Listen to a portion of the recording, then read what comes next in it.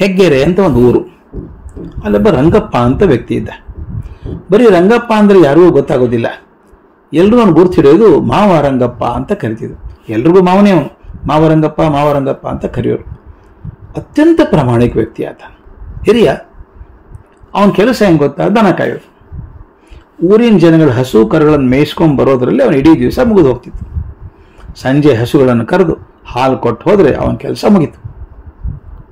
ವಿಶೇಷ ಏನಪ್ಪ ಅಂದರೆ ಅವನ ಪ್ರಾಮಾಣಿಕತೆಯಲ್ಲಿ ಊರವರಿಗೆಲ್ಲ ನಂಬಿಕೆ.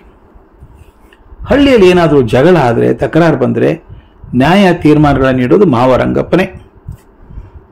ಹೇಳ್ತಿದ್ರಂತೆ, ರಂಗಪ್ಪ ಬದುಕಿರೋವರೆಗೆ ಹತ್ತಿರದ ಪೊಲೀಸ್ ಸ್ಟೇಷನ್ನಲ್ಲಿ ಒಂದು ಸಣ್ಣ ಕೇಸ್ ಕೂಡ ದಾಖಲಾಗಿರಲಿಲ್ಲಂತೆ. ಒಂದು ಫಿರ್ಯಾದಿ ಕೋರ್ಟ್ ಮುಂದೆ ಬರಲಿಲ್ಲ.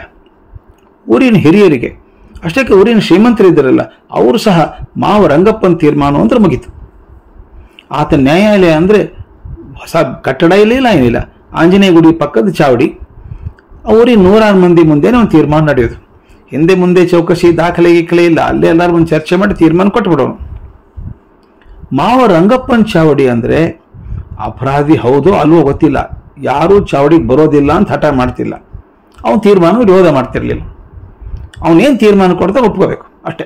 ಯಾಕಂದ್ರೆ ಗೊತ್ತು ಅವನ ಮನಸ್ಸು ಎಷ್ಟು ಪ್ರಾಮಾಣಿಕವಾಗಿದೆ, ಅವನು ಯಾರು ಮುಲಾಜಿಲ್ಲದೆ ಕೊಡುವಂಥ ತೀರ್ಮಾನ.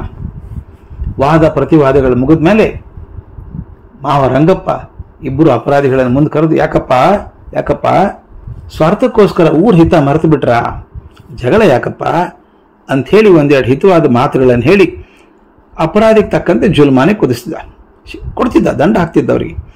ಸಾಮಾನ್ಯವಾದಾಗ 2 ಅಥವಾ 3 ರೂಪಾಯಿ ಆಗಿರ್ತಿತ್ತು. ದೇವರ ಮುಂದೆನೇ ತಾಂಬೂಲ ವಿನಯ ಮಾಡ್ಕೋಬೇಕಿಬ್ರು. ಫಿರ್ಯಾದಿಗಳಿದ್ದಾರಲ್ಲ ಇಬ್ಬರು ಎದುರು ಬದ್ರ ಪಾರ್ಟಿಯವರು, ಅಲ್ಲಿ ತಾಂಬೂಲ ಮಾಡ್ಕೋಬೇಕು. ಮತ್ತು ಇನ್ನೊಂದು ಕಂಡೀಷನ್ ಹಾಕ್ತಿದ್ದ ರಂಗಪ್ಪ, ಭಾಳ ಚೆನ್ನಾಗಿತ್ತು. ಏನು ಅಂದರೆ, ಈ ತೀರ್ಮಾನ ಆದಮೇಲೆ ಮುಂದೆ 2 ದಿವಸದೊಳಗೆ ಅವ್ರು ಪರಸ್ಪರದ ಮನೆಯಲ್ಲಿ ಊಟ ಮಾಡಬೇಕು. ಇವರು ಅವ್ರ ಮನೆಯಲ್ಲಿ ಇವ್ರನ್ನ ಊಟ ಮಾಡಬೇಕು. ಜೊತೆಗೆ ಊಟ ಮಾಡಿದ್ದಾರೆ ಅಂದರೆ ದ್ವೇಷ ಉಳಿದಿಲ್ಲ ಅಂತ. ಇದು ಮಾವ ರಂಗಪ್ಪನ ನ್ಯಾಯ ವಿತರಣೆ ನೀತಿ ಆಗಿತ್ತು. ಒಂದು ಬಾರಿ ಮಾವ ರಂಗಪ್ಪನ ಮಗ ರಂಗಣ್ಣನೇ ಅಪರಾಧದಲ್ಲಿ ಸಿಕ್ಕಾಕೊಂಡ. ಅದೇನಂತ ಭಾರಿ ಅಪರಾಧ ಏನಲ್ಲ. ಕೂಲಿ ಬಂದಿದ್ದಂಥ ಹೆಂಗಸೊಬ್ಬಳು ಸ್ವಲ್ಪ ಹಗುರವಾಗಿ ಏಕವಚನದಲ್ಲಿ ಮಾತಾಡಿಸಿದ್ದಾನೆ. ಆಕೆ ಹೋಗಿ ಗಂಡನ ಮುಂದೆ ಹೇಳ್ಕೊಂಡು ಹತ್ತಿದ್ದಾಳೆ.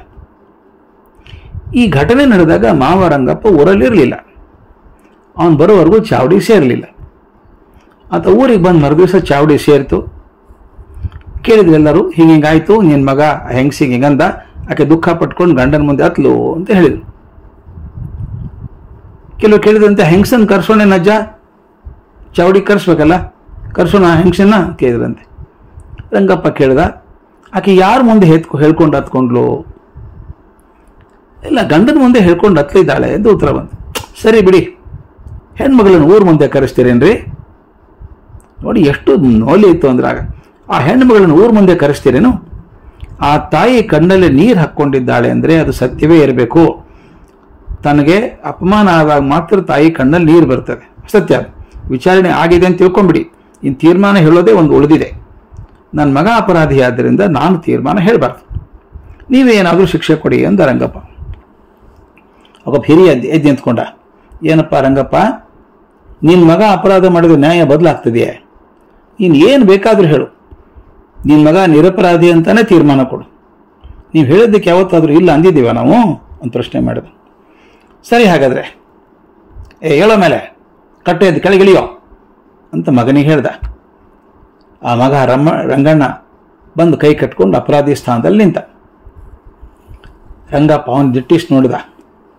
ನೀ ತಪ್ಪು ಮಾಡಿದೀಯೋ, ಹೆಣ್ಮಕ್ಳ ಹತ್ರ ಹಾಗೆಲ್ಲ ಮಾತಾಡ್ಕೊಡ್ದು, ಗೊತ್ತಾಯ್ತಾ? ನೀನು ತಪ್ಪಾಗಿದೆ, ಶಿಕ್ಷೆ ಹಾಕಿದ್ದೀನಿ ನಿನಗೆ 200 ರೂಪಾಯಿ ಜುಲ್ಮಾನೆ ಹಾಕಿದ್ದೀನಿ. ಎಷ್ಟು? 200 ರೂಪಾಯಿ ಜುಲ್ಮಾನೆ ಹಾಕಿದ್ದೀನಿ. ಅದನ್ನು ಗ್ರಾಮಕ್ಕೆ ಒಪ್ಪಿಸಿ ಆಮೇಲೆ ಮನೆಗೆ ಬಾ, ಅಲ್ಲಿವರೆಗೂ ಮನೆಗೆ ಬರೋಂಗಿಲ್ಲ ಅಂದು ಎದ್ಬಿಟ್ಟ. ಸಭೆ ಬೆರಗಾಗೋಯ್ತು. ಈ ಮಾವನೇ ಬಡವ, ಹೊಟ್ಟೆ ಬಟ್ಟಿಗಿಲ್ದಂಥ ಮುದುಕ ಮಾವ ರಂಗಪ್ಪ, ಮಗನಿಗೆ 200 ರೂಪಾಯಿ ದಂಡ. ಆಗಿನ ಕಾಲದಲ್ಲಿ 200 ರೂಪಾಯಿ ಶ್ರೀಮಂತರಿಗೂ ದೊಡ್ಡ ಮೊತ್ತ. ಅದು ಎಲ್ಲಿಂದಾನೈತೆ ಹಣ ತಂದ ನೀವನು? ಕೆಲವು ಕೇಳಿದಂತೆ, ಯಾಕಪ್ಪ ರಂಗಪ್ಪ ಹಿಂಗೆ ಮಾಡಿದ್ಯೋ? ಪ್ರತಿ ಸಲ 2-3 ರೂಪಾಯಿ ದಂಡ ಹಾಕ್ತಿದ್ದೆಲ್ಲ, ಯಾಕೆ ಹಿಂಗೆ ಮಾಡಿದೆ? 200 ರೂಪಾಯಿ ಎಲ್ಲಿಂದ ತರಬೇಕಾ ಹುಡುಗ? ಅಂತ ಕೇಳಿದಾಗ ರಂಗಪ್ಪನ ಉತ್ತರ ಇದೆಯಲ್ಲ ಸ್ವಾಮಿ, ಅದು ಹೇಳ್ತಾನೆ, ಸ್ವಾಮಿ ನ್ಯಾಯ ನೀಡೋರ ಮಂದಿ ಎಲ್ಲ ಶುದ್ಧ ಆಗಿರಬೇಕು. ಮನೆ ಅಷ್ಟೇ ಅಲ್ಲ, ನ್ಯಾಯ ನೀಡೋರ ಆ ಮನೆ ಮಂದಿ ಶುದ್ಧವಾಗಿರಬೇಕು. ಅವರೇ ತಪ್ಪಿದೆ, ನಾಯಿ ಉಳಿತದ ಅಂತ ಹೇಳ್ದ. ಮಗ 1 ವರ್ಷ ಅಲ್ಲಿ ಇಲ್ಲಿ ಕೆಲಸ ಮಾಡಿ ಸಾಲ ಮಾಡಿ ಜುಲ್ಮಾನೆ ತಟ್ಟುವವರೆಗೂ ಮನೆಗೆ ಬರಲಿಲ್ಲ. ಇದು ನಮ್ಮ ಆಗಿನ ಕಾಲದ ನ್ಯಾಯದ ಪರಿಕಲ್ಪನೆ. ನ್ಯಾಯ ಕೊಡೋನಿದ್ದಾನಲ್ಲ, ಅವನ ಚಾರಿತ್ರ್ಯ ಅವನು ಮಾತ್ರ ಅಲ್ಲ, ಅವನ ಜೊತೆಗಿರುವ ನಡತೆ ಕೂಡ ಪರಿಶುದ್ಧವಾಗಿರಬೇಕು. ನನಗೆ ಎಷ್ಟೋ ಸಲ ಅನಿಸುತ್ತೆ, ಈ ಹಿನ್ನೆಲೆಯಲ್ಲಿ ನೋಡಿದಾಗ ನಮ್ಮ ಇಂದಿನ ನ್ಯಾಯ ಪದ್ಧತಿ ಹಿಂದೆ ಹೋಗಿದೆಯೋ ಮುಂದುವರೆದಿದೆಯೋ ಎಂಬುದನ್ನು ಆತ್ಮಪರೀಕ್ಷಣೆ ಮಾಡ್ಕೊಳ್ಬೇಕಲ್ವಾ ನಾವು. ನ್ಯಾಯದ ಕಲ್ಪನೆ ಎಷ್ಟು ದೊಡ್ಡದು. ನಾನಲ್ಲ, ಯಾರೇ ಇರಲಿ, ನ್ಯಾಯವೇ.